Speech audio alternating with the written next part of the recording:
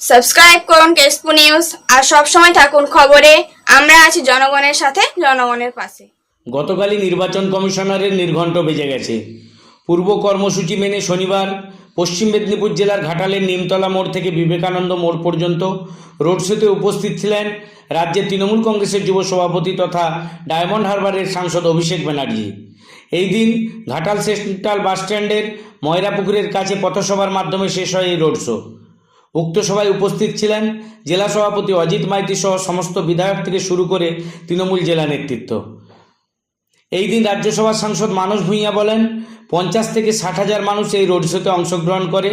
পাশাপাশি তিনি আরও বলেন বহু মানুষ ঘাটালের এলাকার অবরুদ্ধ হয়ে পড়েছে, তবে সময়সূচি অনুযায়ী অনেক দেরিতে পৌঁছানোয় রাজ্যের যুবরাজ অভিষেক বন্দ্যোপাধ্যায় এদিন হেলিকপ্টারে করে ঘাটাল অরবিন্দ স্টেডিয়ামে নেমে এই রোড শোতে অংশগ্রহণ করেন।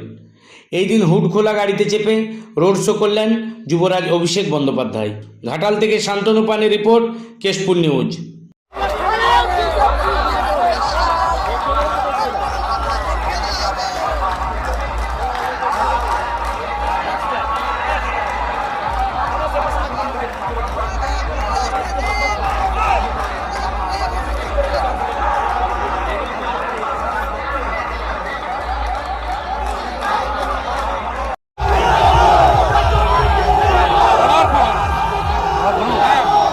লাইভ হচ্ছে, হ্যাঁ আকাশ চালু করে দিই, দুজনে চালু হয়ে গেছে। কখন অসুবিধা কি?